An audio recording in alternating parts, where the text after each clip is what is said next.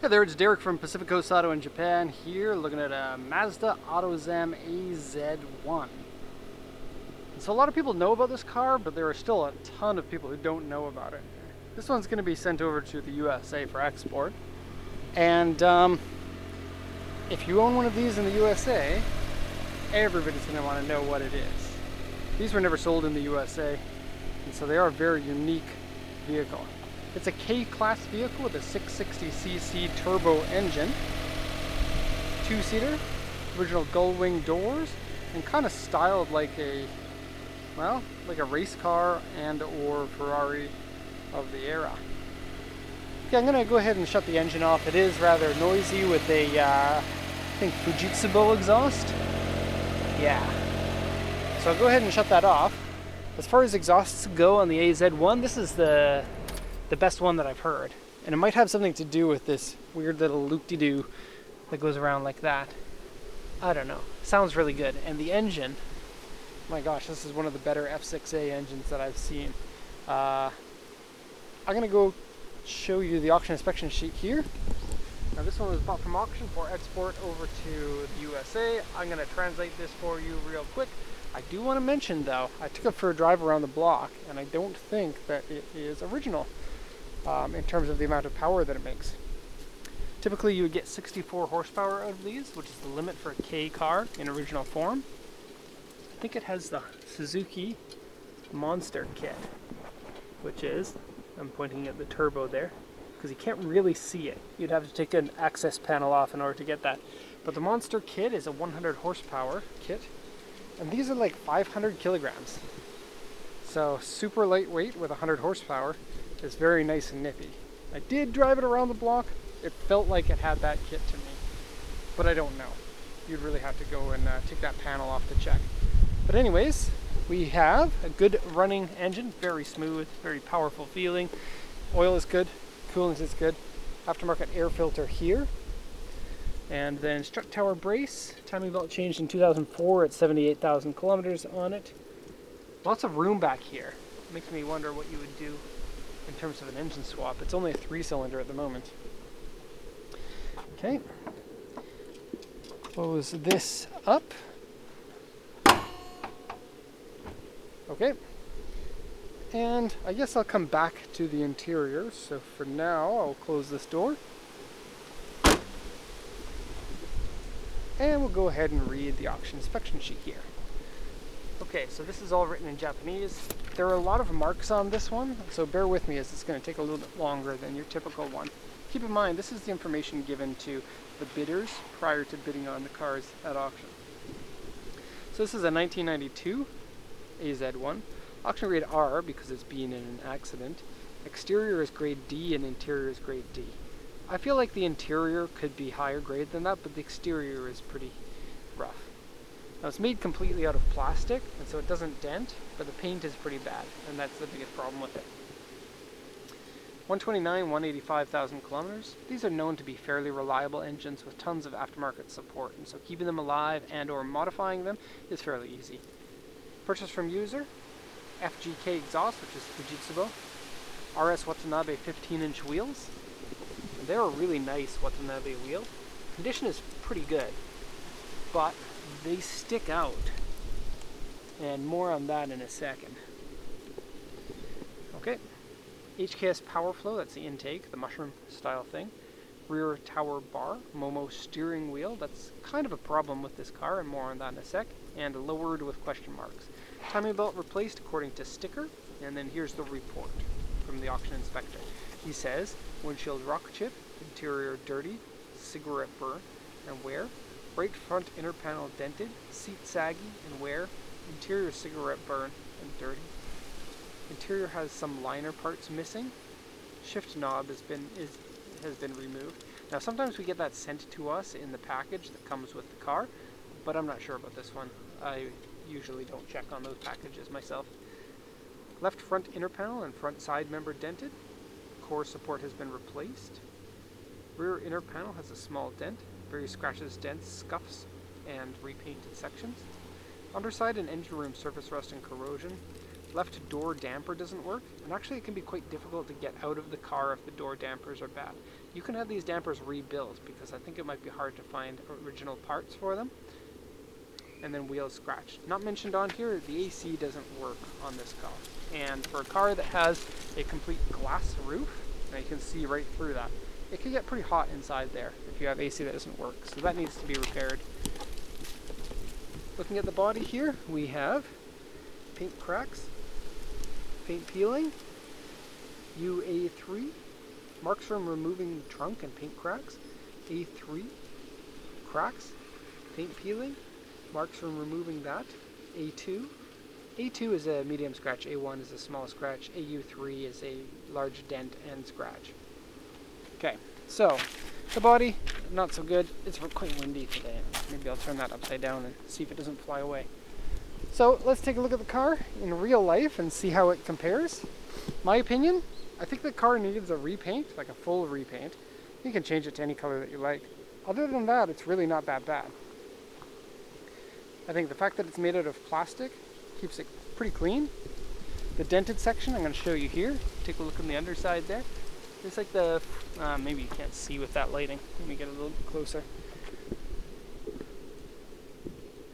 Right here, you see that frame rail section? It's been dented up, and then the side skirt that usually goes there is bent in like that. It's not that visible. The car's very low.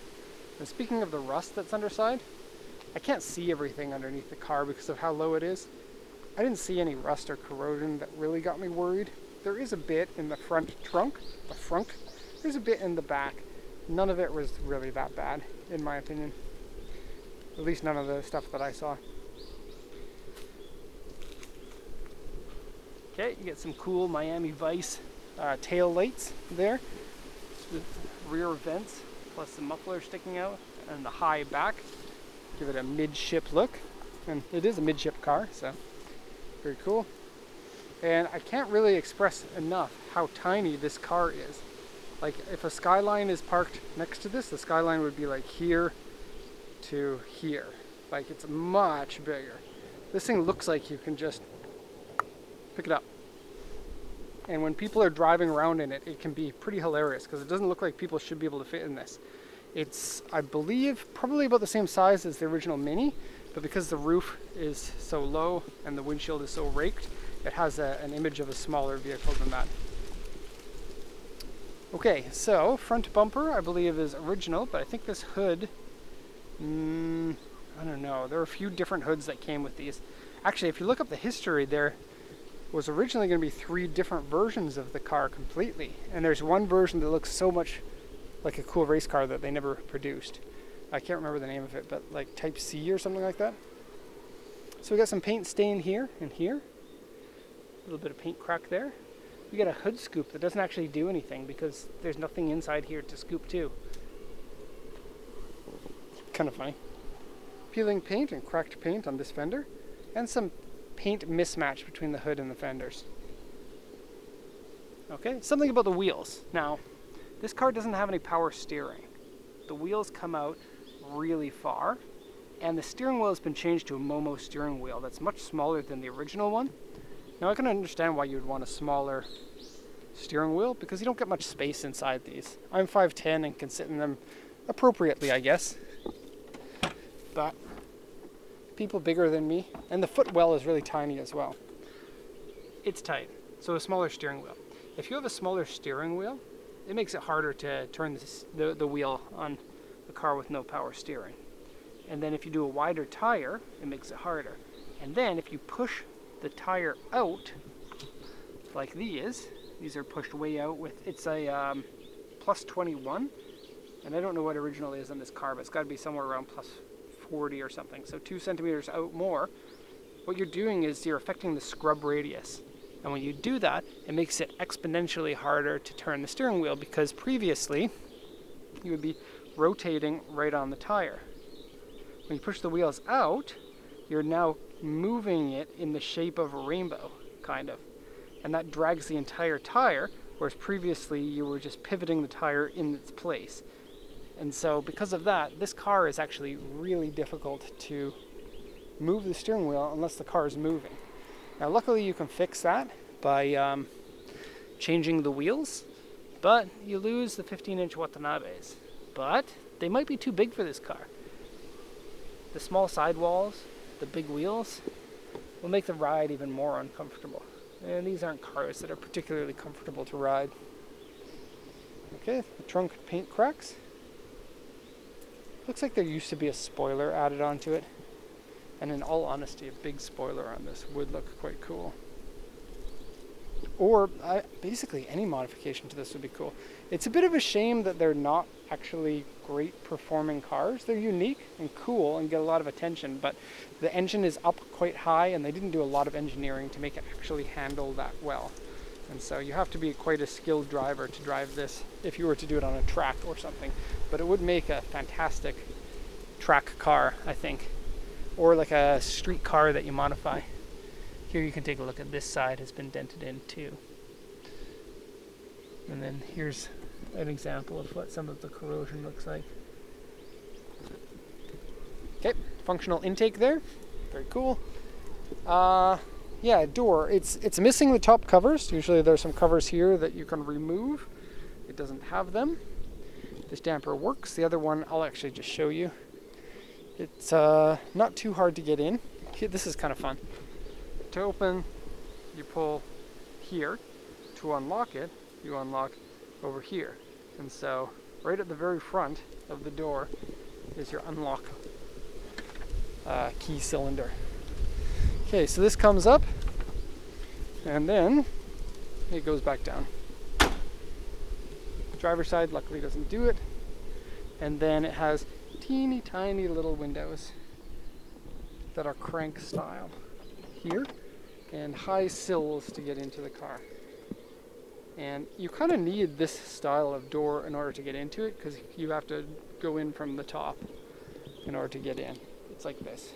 1 foot in, and then you sit your bum down in, and then you bring your other foot in. Okay, the steering wheel is good. It is small though. I think it's probably 2 or 3 centimeters smaller than stock. Looks to be like a 30 centimeter, maybe 31. Okay, here's the seat. Sagginess in this section. You don't notice it really when you're driving. And then aftermarket seats are hard to get to fit in here because it's a very tight fit. But these are the original seats.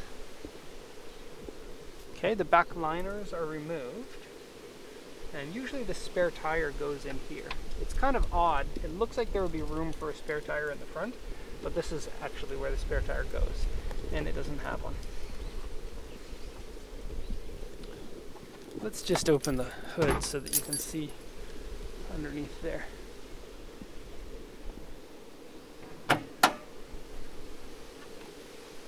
Right, doesn't that look like the spare tire should fit there? I think that maybe they had planned for it to go there. I think the fuel tank is there instead. And yeah, this hood scoop goes to nothing. It goes to your windshield wiper. So, windshield wiper cooler. Yeah.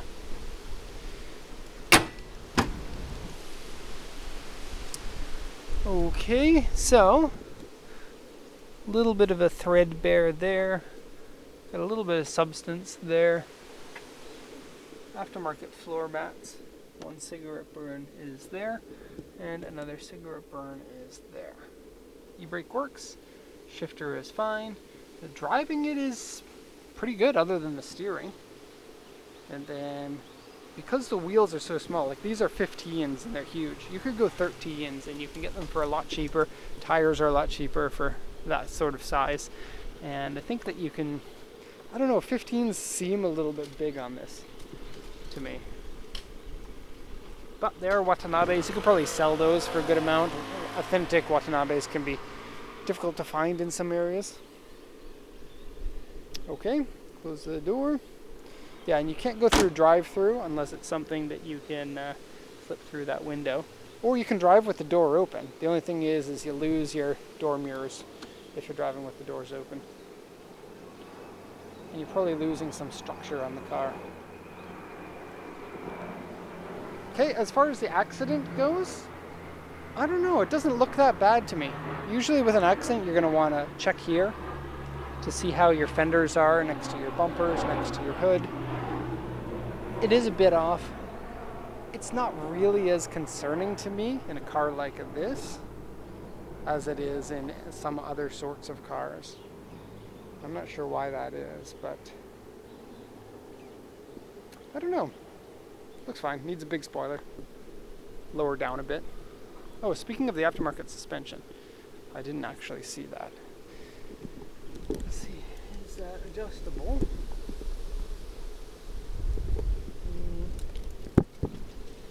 I don't know. Looks like original suspension to me, but I could be wrong. Alright, end of the video. This video is too long. Jesus. Okay, so that's the end. Hope you enjoyed it. Of course, if you have any questions, let me know. Otherwise, thank you so much, and have a nice day.